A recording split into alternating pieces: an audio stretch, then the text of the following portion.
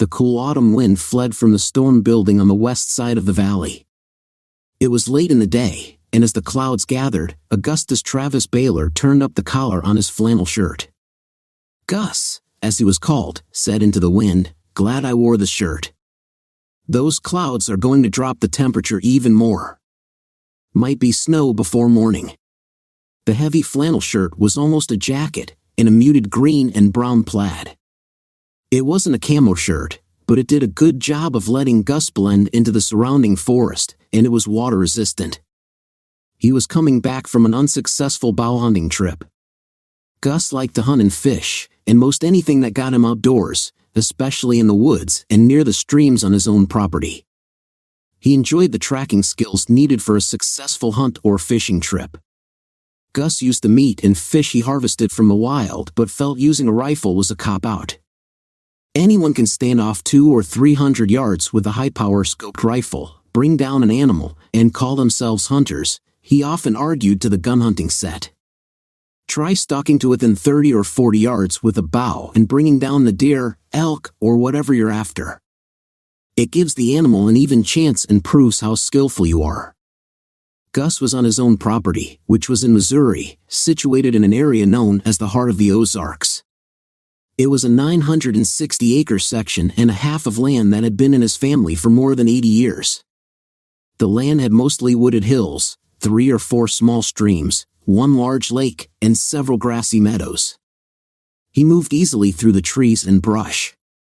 For a man who was 6 feet 2 inches, Gus was as quiet and stealthy as a mountain lion on the hunt. His tracking skills and movement through the woods had been learned at his father's and grandfather's knee. Gus's lean, trim build, dark eyes and hair, and his naturally light tan complexion, made even darker by outdoor exposure, told of his Native American heritage. Maybe his liking for the bow was part of that heritage. Gus smiled as he walked back to the old farmhouse, thinking of the stories about how this farm had come into the family's hands. "This place feels like a friend as well as my home," Gus thought. "More so than that apartment I have in St. Louis." Gus's great-great-grandparents had migrated north and slightly east from the West Texas plains during the Great Depression in 1935. Things had been tough in Texas, maybe more so than in the rest of the country. Not only were there no jobs, but there was also a serious drought that made farming almost impossible. The family settled in the hills of the Ozarks, where not many would notice or care that Gus's great-great-grandmother and grandmother were both full-blooded Osage Indians from the reservation in Oklahoma. The Baylors quickly set up a homestead and went about making a life. Great-great-grandpa Austin Baylor did whatever he could to feed the family. Austin knew that he needed cash to approach the bank that actually owned the land they were squatting on. He thought, considering the times, that if he could offer a good down payment, the bank would sell him the land on credit. Austin was damn certain that once he had legal title, he could make a go of the farm. There were more than a few wild cattle roaming the hills that had once belonged to others who had packed up and left, or just let the animals go because they couldn't afford to pay for winter feeding. Austin gathered a small herd of these gone back to the wild cattle, not for marketing, they were food on the hoof for his family. He took to running a trap line for pelts and fur. Austin would begin trapping in late fall when the critters had grown their winter coats, and he would stop just before the spring thaw, before they lost those heavy pelts. Money was tight, but the General Mercantile would give credit in the store for coyote, beaver, muskrat, and marten skins. Sometimes he even got cash money. Another cash crop for the Baylors was the moonshine Austin made. He had a homemade still back in a hollow, and the shine he turned out was of good quality and highly prized. Prohibition had been repealed 2 years earlier, but the Hill people couldn't, or wouldn't, pay the higher price for store-bought liquor. There was a tax on the liquor made by law-abiding distilleries, and most of the so-called Hillies didn't care for the government or their agents, the G-men. There had been more than a few confrontations between the revenue agents and the free-willed moonshiners in the valleys and hollows of the Missouri hills. The tax-free, illegal white lightning gave the Hill people a well-appreciated alternative. Finally, after a year and a half, Austin had put together a little over $400, which, for the times, was a large sum of money. He made the 2-day, 50-mile wagon trip into Vannon to buy the land and bring back some supplies to the farm. The small town, with no more than 400 people in it, was the county seat of Carter County. Austin went to talk to Theodore Barkley, the owner of the land and of the bank. "That section of land is worth more than the $2,000 you offered, Mr. Baylor," Barkley stated after hearing Austin's offer. "Why should I take less than the property is worth?" "Yes, sir, you're right," Austin replied. "That farm is probably worth more, but not right now. This depression, as the government calls it, ain't going to be over anytime soon. And how much are you making on the land right now?" "I'll give you $30 a month until the loan and interest are paid off. Seems to me it's a matter of a bird in the hand against one in the bush that you may never catch." Austin could see Barkley arguing with himself. "Look at it this way, Mr. Barkley, if I pay you a few months and then can't anymore, you can take the land back." Austin held up the $400 and added, "At least you got something out of the deal instead of the land sitting there, making you nothing." Barkley revised his first impression that Austin was just an uneducated, ignorant hill boy. The man might be right, Barkley thought. "I don't see this depression ending in the foreseeable future, in spite of the prattle the federal government is spouting," he mused, staring at Austin for about a minute. "I believe we have a deal, Mr. Baylor," Barkley said, holding out his hand for the money. "I'll just take your down payment to the vault." "Reckon I'd like a piece of paper that tells about the deal we made," Austin replied. "I'd like a receipt for the $400 as well." This man is no fool, Barkley thought. He took a piece of foolscap and handwrote 2 copies of the terms and penalties of the mortgage. He signed both contracts, got Austin's signature, and gave him a copy. "You've bought yourself a farm, Mr. Baylor." "Reckon so," Austin agreed. "See y'all next month with your payment." He left the bank, went to the General Mercantile, and got his supplies. He loaded the wagon and rode all day and most of the night back to his farm. The section and a half of land had been passed down from father to son. Gus inherited the farm from his father, Travis, 5 years earlier, when he was 27. His parents were killed by a drunk driver, and the property was willed to Gus. Travis Baylor had used the place as a hobby farm. He had electric power brought onto the farm and had the well piped into the farmhouse.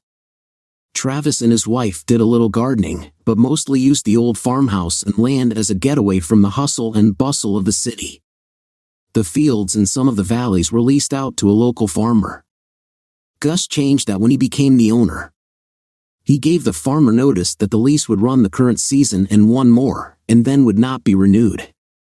Gus did some major renovations on the old house, rebuilt the barn, and turned the property into a sort of hunting and fishing preserve.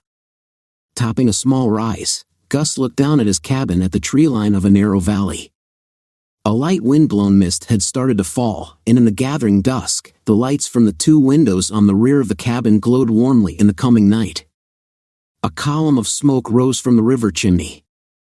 The smile on his face turned into a full grin. "Ally must have the fireplace going," Gus thought. "Bet she's got supper on the stove too. I sure hope so, 'cause I'm hungry after my little hike." Before starting down the slope, Gus looked over the 2 valleys separated by the hill he stood on. He had a deep sense of being home. He worked in St. Louis, but his heart and his home were here, on the old farm. Gus started down the gentle slope to the valley, his grin broadening even more as he thought about how he and Ally had met. He'd gone to an outdoor sports expo on a Friday to check out some archery and fishing equipment. She had been the pretty girl promoting an outdoor sports resort. Alyssa Bod. Gus read her name tag aloud and smiled at her. His interest was more in the girl than the resort. He had his farm as his resort and needed nothing more. What he did want was to get to know Alyssa better. "Yes, sir," she said, shaking Gus's hand. "And you are?" "Forgot my manners," Gus replied. "Excuse me, I'm Augustus Baylor." "Gus to my friends." "Let me tell you about Lost Creek Resort," Alyssa began, explaining the wonders and adventures available. Lost Creek is on the shores of Greer's Ferry Lake. The resort has over 3 miles of shoreline. The property is in Arkansas. By car, we're about 2 hours north and a little east of Little Rock, and 2 hours west of Jonesboro. It's a little over 5 hours south and a little west of St. Louis. Gus didn't fully concentrate on what she was saying, but he watched her with great interest. She's tall, he thought. She's got to be 5 feet 9 inches or 10. Alyssa was athletically slender, with long auburn hair and big brown eyes. You'd have to call her handsome rather than pretty, he continued his thoughts. All in all, a very nice package. Lost Creek has 1,000 acres filled with deer, elk, turkey, and other types of wildlife. We have miles of hiking trails, float trips by canoe, kayak, or inflatable rafts on the White River, and there are also tours and fishing trips on the lake. Alyssa gave what was obviously a prepared speech, but delivered it with depth and enthusiasm. As she gave her scripted presentation, Alyssa found herself attracted to the tall, ruggedly handsome man standing in front of her. He looks like he spends more time outdoors than he does in the city, she thought. Alyssa didn't want Gus to leave just yet, so she handed him a special full-color brochure showing pictures of Lost Creek Resort.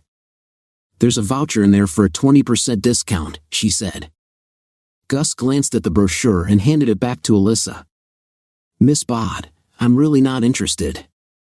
Ally, she corrected. My friends call me Ally, she said, smiling at Gus. Why don't you want to visit Lost Creek? Alyssa asked. I have my own resort in the Ozark Hills outside of Van Buren, Gus replied. I've got almost 1,000 acres and plenty of elk, deer, and turkey on my place too. I've even got a black bear and her 2 cubs living out of a cave on a rock bluff just on the far side of my property. My place has several year-round creeks or streams and a pretty large lake. He smiled and added, You'll have to let me show it to you. Ally returned his smile. I'd have to know you a lot better before I'd go traipsing off to the backside of nowhere. We can remedy that problem, Gus said. The expo closes on Sunday. I'd like to take you to dinner, say on Monday evening. We can begin the getting to know you process. Why wait? Ally asked. I get off at 5 today.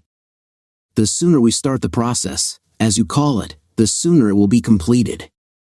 And the sooner I get to visit this resort of yours. Smiling, he said, See you at 5. That dinner led to more time together.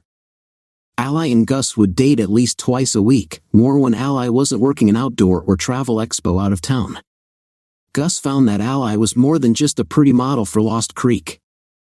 She had grown up on a farm on the outskirts of Columbia, Missouri, and had a master's degree in business administration and a BS in hospitality management. Her goal was to run a group of resorts like Lost Creek. Almost 3 months to the day after they met, Ally got to see what she called Gus's resort for the first time. Gus had improved and renovated the building to modern standards, but kept most of the historic features. The house was a rambling 1-story structure, very much like you'd see on the West Texas plains. The building had 2 separate parts connected by a covered breezeway. Gus had built walls for this walkway with a few windows so you could get from one section of the house to the other without being exposed to bad weather. Across the breezeway, the second section of the home held a master suite, 2 additional bedrooms, and a guest bathroom.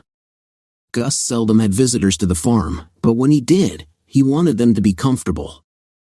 He had updated the bathrooms and plumbing. Gus had a second well dug to ensure that his house had enough fresh water, and he kept the old-time pump in the kitchen to preserve a bit of history. The main house faced west, so you could sit on the large front porch and watch the sunset from one of the 2 old-time rocking chairs. The rear of the house, with its own porch, also had 2 rocking chairs to view the sunrise over the hills to the east. This main section of the building was actually one very large open room. It contained the almost gourmet kitchen, a large eating area that still had the old farm table in it, and an area in the front of the building that was like a huge family room. Tucked against a side wall was a bathroom. Ally fell in love with the old farmhouse and the valley it sat in. The story of how the farm came into Gus's family intrigued her, and she quickly showed Gus that she was as much at home in the woods as he was, sharing a love for the outdoors.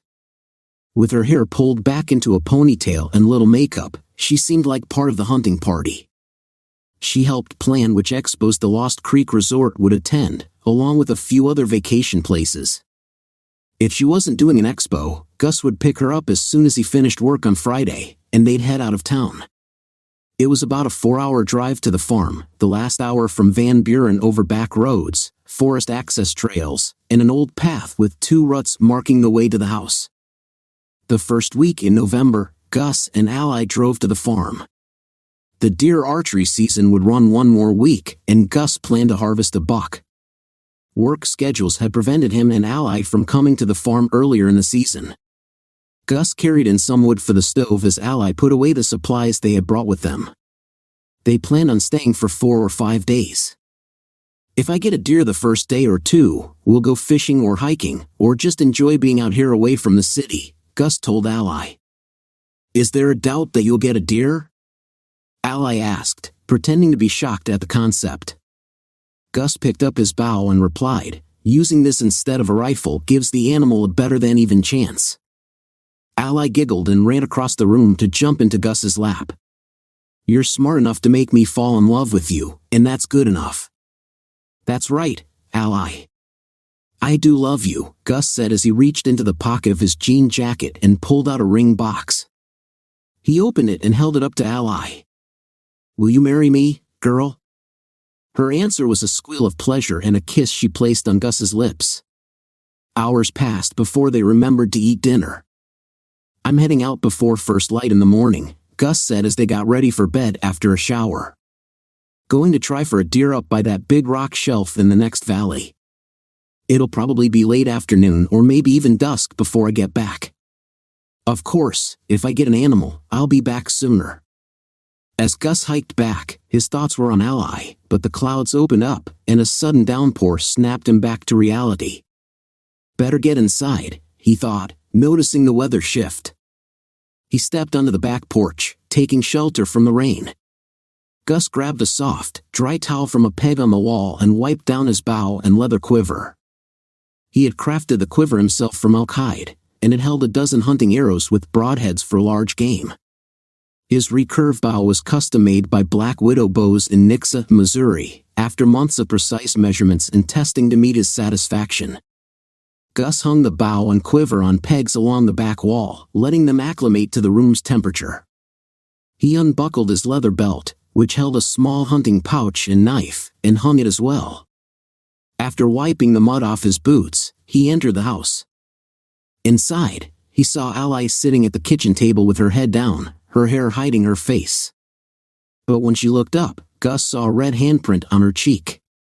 He took 2 steps toward her before noticing the 4 armed men standing by the door. The biggest of them held a .45 pistol aimed directly at Gus. "That's far enough, buddy," the man with the pistol ordered. He motioned with the gun. "Join the little lady at the table." Gus sat down next to Ally after checking she was otherwise unharmed. "There's no money to speak of in the house," Gus said calmly. "The keys to my truck are in it. Take the truck and supplies, and leave us be." The big man shook his head, smiling. "You don't understand the situation here, buddy." He introduced himself and the others. "That's Joe, Barry, Jenkins, and I'm Sully. We're your worst nightmare." Gus assessed each man quickly. Joe was gaunt, almost skeletal, with white hair. Barry was short but broad, and Jenkins had a wild look in his eyes. Sully, towering over them all, stood at 6 feet 4 inches, exuding an air of cruelty despite his almost friendly demeanor. "So what do you want?" Gus asked, his mind racing, thinking of how to protect Ally. "Ever read a short story called The Most Dangerous Game?" Sully asked. Gus nodded. Ally remained silent. "It's about a rich man who hunts another man on his private island," Sully explained. "I've hunted every big game in the US, Canada, Alaska, you name it. But I'm bored. After reading that story, I decided I'd hunt a different kind of prey, people. And you two will be my next challenge." "Why us?" Gus asked, trying to keep his voice steady. "I scouted a hunting spot outside Fremont back in August," Sully said. "When I stopped by the courthouse in Van Buren for a deer tag, I overheard you talking with the service station owner about hunting on your property. He said it was perfect, out in the middle of nowhere. That got me interested, so I did a little investigating." He grinned menacingly. "And here we are. Your farm is 50 miles from the nearest town, and the property is posted for no trespassing, so I thought this would be a great out-of-the-way place to try my little experiment. After the hunt, assuming you're successful, I think this is a perfect area to continue our hunts." Sully answered, "We will find other candidates and bring them here to continue our little entertainment." That story ends with the hunter becoming the hunted and losing the game and his life. Gus offered, "Yes, that is the way the story ends, but this is real life, and that won't happen," Sully bragged. "The story was about one man hunting another," Gus said, motioning toward the other 3 men. "What about them?" "I wanted to share the thrill of the hunt with my friends," Sully replied. "Tomorrow morning at dawn, you will be given an hour's head start, then we will come after you." "What about Ally?" "The young lady will be the prize for the man who kills you," Sully leered at Ally. "I certainly hope I am the winner," he laughed and added, "Of course, if I win, I'll share my trophy with my friends, and I expect them to do the same for me." Gus frowned, but Sully pointed his pistol at him and Ally. "None of that now," he ordered. "You and the girl get over on the couch. Joe, tie them up. Don't make it too tight. We want our prey to have feeling in his hands and feet." Tomorrow morning, Sully smiled again and added, "After all, we want to be sporting." The painfully thin man used a rock climber's nylon rope to first secure Gus and then did the same to Ally. "Now I suggest you get some rest," Sully said. "The hunt begins at dawn." "Will the prey be allowed a weapon?" Gus asked sarcastically. "I have no intention of one of us getting hurt if you should get lucky, so no, you will be unarmed." Sully, Joe, and Jenkins went through the breezeway to the bedrooms, leaving Barry to guard the prisoners. Gus and Ally watched and talked in whispers. When Barry wasn't paying attention or went to the bathroom, they discussed plans and options, still awake 4 hours later when Joe came to relieve the watch. After Barry left, Joe went to the stove, got the coffee pot, and poured himself a cup. While he was occupied doing that, Gus leaned close to Ally's ear and whispered, "No matter what, I will come back for you." Ally looked back at Gus and smiled softly. "I know you will," she replied, leaning in closer to Gus and kissing him. "Just don't get yourself killed. They're not good enough to catch me, so you do what you have to do to stay alive, and I will come for you." Ally seemed to gain strength from Gus's words and nodded. All too soon, Gus could see the sun beginning to rise. Sully, Joe, and Barry joined Jenkins in the kitchen after getting coffee. Sully pulled his gun and sent Joe to untie Gus. "Let him stretch his legs before we send him on his way," he ordered. The hunters allowed Gus to take a long drink of water and pushed him toward the back door. "You'll have a 1-hour head start from the time we put you out the door," Sully instructed. "We won't watch where you go, but in an hour we will track you down." Gus started to say something to the big man, but Sully held up his hand. "You now have 59 minutes. Gus stared at Sully for a few seconds, turned, and stepped out onto the back porch. Sully slammed the door behind him with a grim smile. Gus grabbed his bow, quiver, and hunting belt from the pegs on the outside wall. Good thing they didn't check the back wall, he thought as he left the yard at a ground-covering lope. 10 minutes later, Gus settled behind a huge oak tree on a hill overlooking the valley and the house. The rain had stopped during the night, but the low-hanging dark clouds began to drop a gentle snow about 30 minutes after he had been forced out of the house. Sully, Barry, and Jenkins stepped out onto the back porch. Sully pointed to the path leading up the closest hill, and the men started into the woods. So much for an hour head start and being sporting, Gus thought. If this snow gets heavier, it will be harder not to leave a trail for them to follow. He watched as the men went over the crest of the hill and started down the other side. Gus tightened the ties on his winter weight moccasins, which allowed him to move silently through the woods, and waited a few minutes to make sure the men were gone. He had only seen 3 of the hunters. Joe must have been left behind to guard Ally, Gus thought. Slowly and carefully, he made his way down the hill to the back of the house. Gus took a very quick peek through one window and saw Joe sitting at the kitchen table, facing the front door with his head down as he played solitaire. Ally was still sitting on the couch, staring at Joe, but she wasn't relaxed.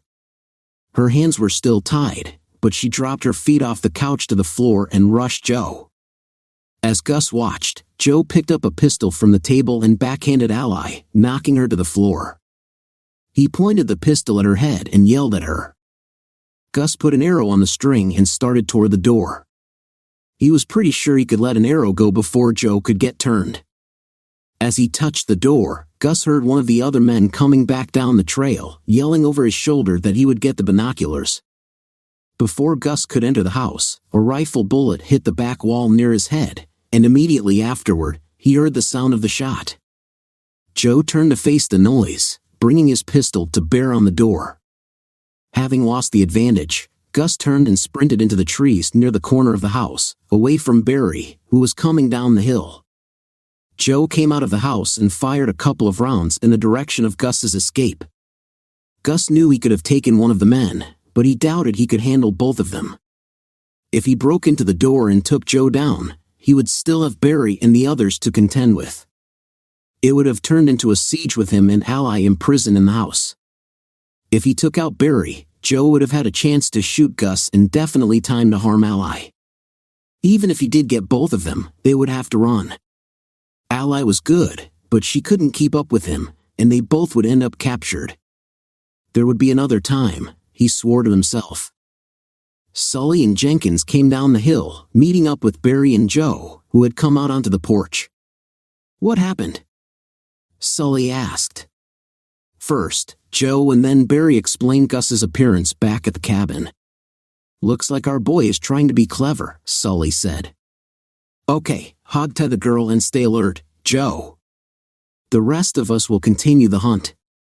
Pointing at the woods Gus had disappeared into, he directed Jenkins to circle around from the right, and Barry was sent to the left while he took the middle. "Stay sharp, and we'll catch him between us.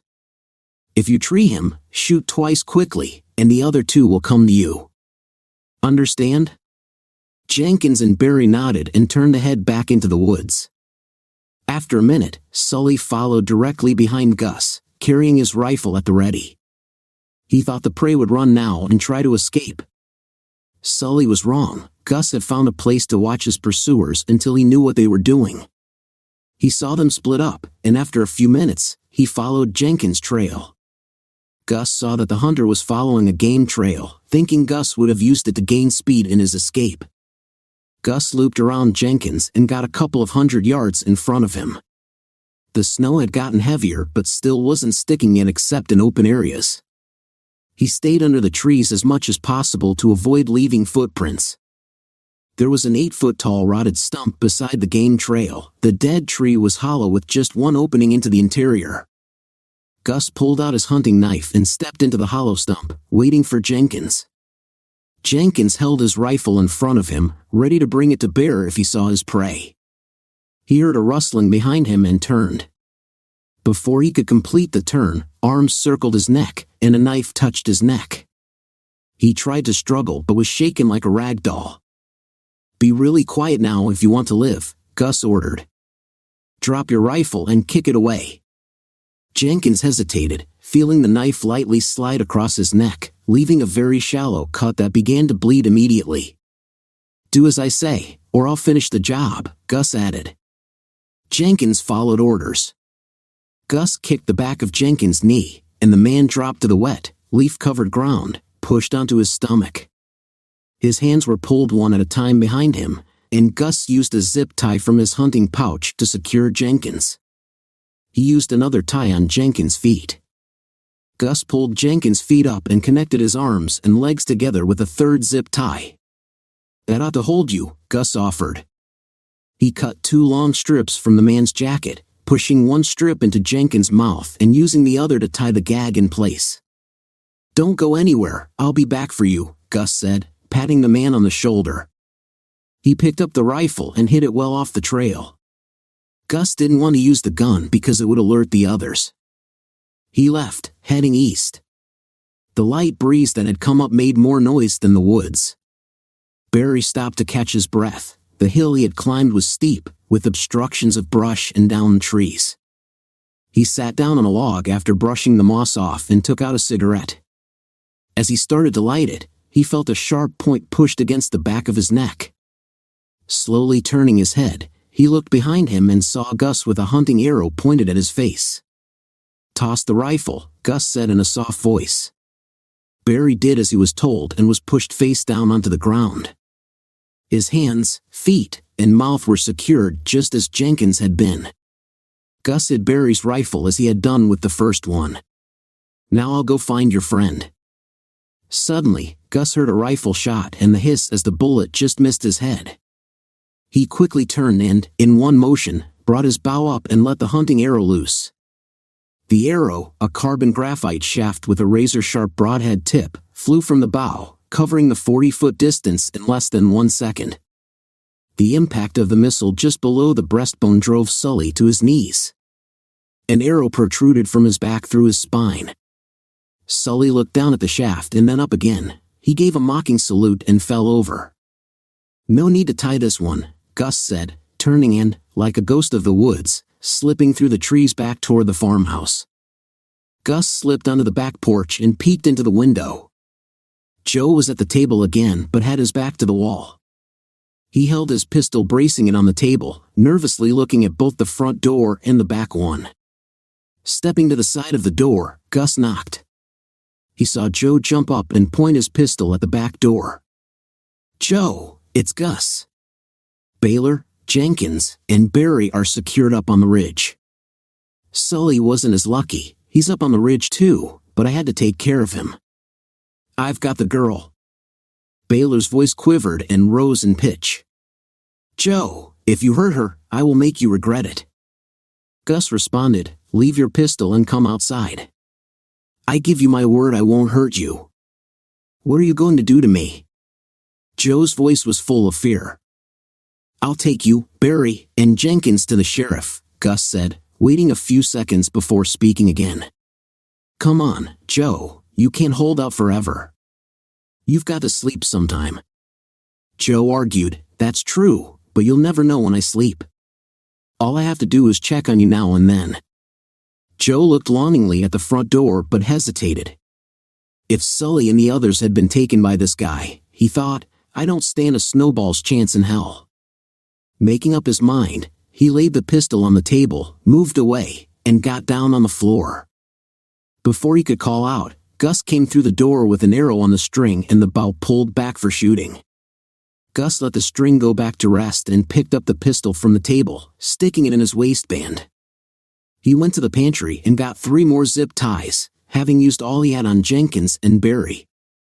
Gus put his knee in Joe's back and secured the man like the others. Then he went to Ally. Using his buck knife, Gus cut the ropes holding her and helped her to sit up. "Are you okay?" he asked. Ally nodded, rubbing her wrists and stretching her legs to get the circulation back. "What about the others?" she asked. "Like I told Joe, 2 of them are hogtied in the woods." Gus gave her a grim smile. "I had to deal with Sully." "Good. The scumsucker got what he deserved," Ally replied. Gus looked closer at Ally. The left side of her face still showed bruising from the first slap, while the right side was swollen. There was a small cut just at the end of her eyebrow, and the ugly colors were obvious. "Let me get a cold towel for your face," Gus suggested and walked to the kitchen sink. As he left her, Ally got to her feet and, limping a little, made her way to where Joe lay on the floor. Drawing back her foot, she kicked him 3 times. "How does that feel, you little? You thought you could use me for your plaything, didn't you?" She started to kick him again, but Gus put his arms around her and pulled her away. "Settle down, young lady," he said with a laugh. "I thought I was the deadly hunter. But I'm really mad. All he talked about was what he and the others were going to do to me." Ally leaned into Gus's arms and asked, What are we going to do now? We can't call the sheriff. We don't have a landline phone, something you refuse to allow on the farm, and our cell phones don't get reception out here. We'll take the truck, go to Van Buren, and tell the sheriff what happened. Then he can follow us back and pick up the garbage. Gus grinned and added, as far as a landline goes, it would cost a fortune to get one installed this far out, and even if we could, I came here to escape civilization, not to bring it with me. I like having electric power, but that's about all I'll stand for. You ready? Ally nodded. Then let's go to town. Before they left, Gus wrapped some ice cubes in a towel so Ally could reduce the swelling on her face. Howdy, Gus.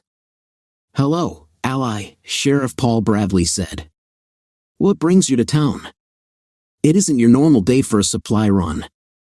Seeing Ally's face for the first time, he asked, What happened to your face? You best get over to Doc Taylor, Sheriff Bradley said. He knew everything that went on in his town and was upset that a young lady he considered a friend was injured.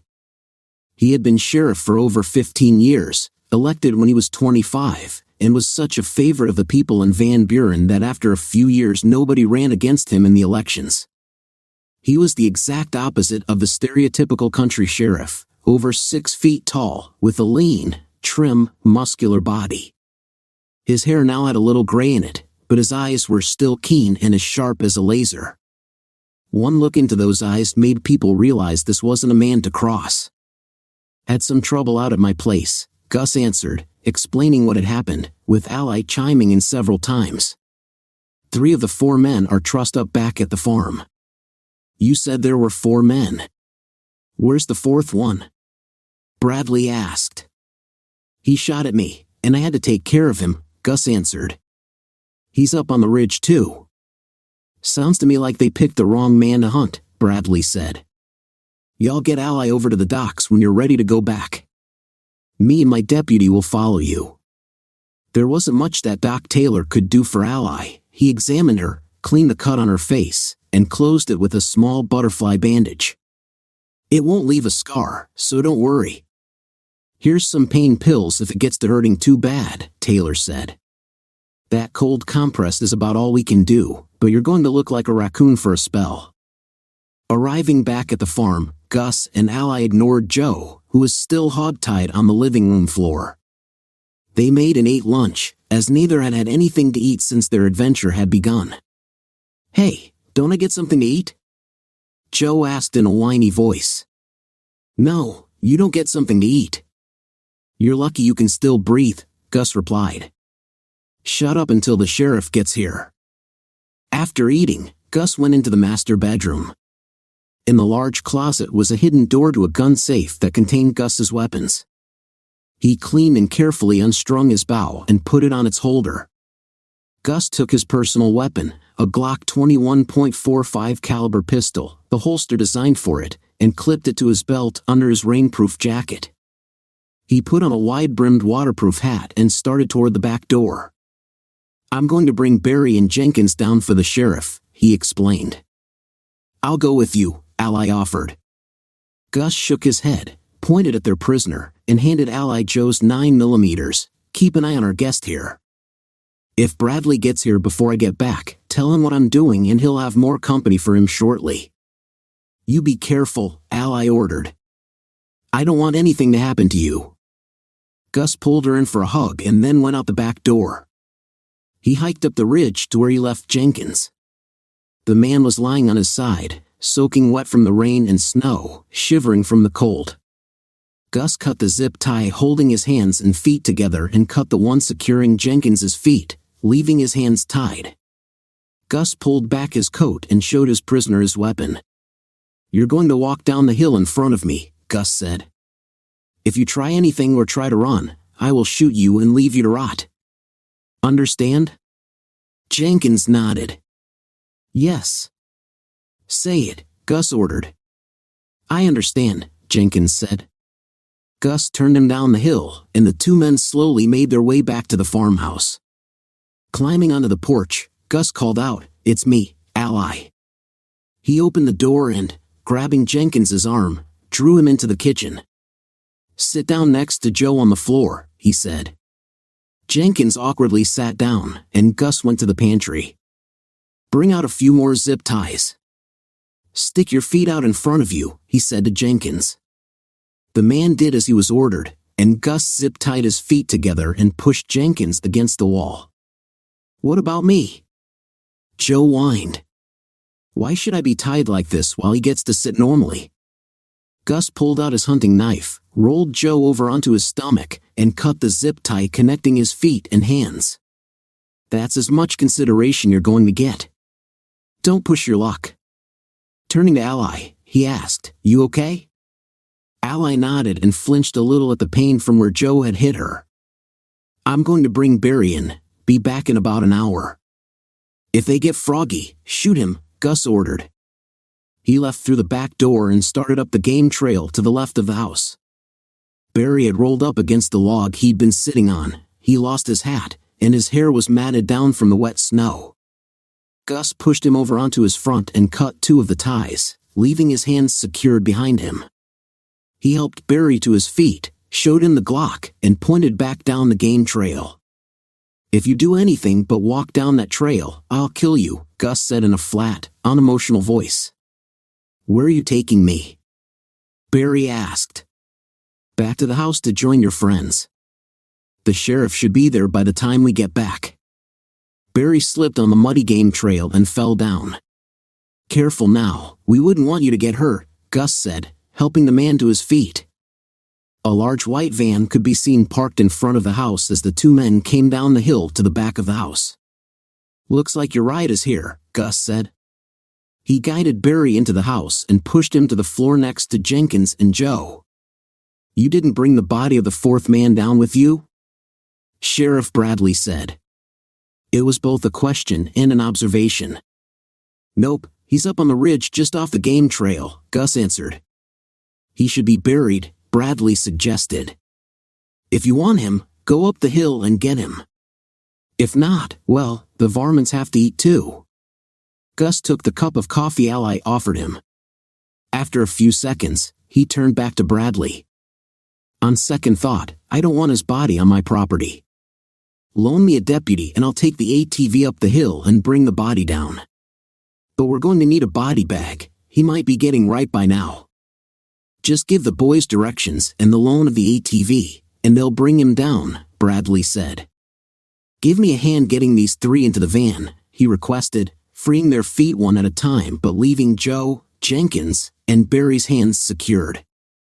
Gus and Sheriff Bradley took them out to the big Ford cargo van. The only seat was the bench seat across the front of the vehicle. Behind the seat were several tie-down points for securing cargo. Bradley handcuffed each man with their hands in front of them and then cut the zip ties. He secured each man to different tie-down rings with more zip ties, leaving them to sit on the floor of the van as best they could. "Hey, I can't ride like this," Jenkins complained.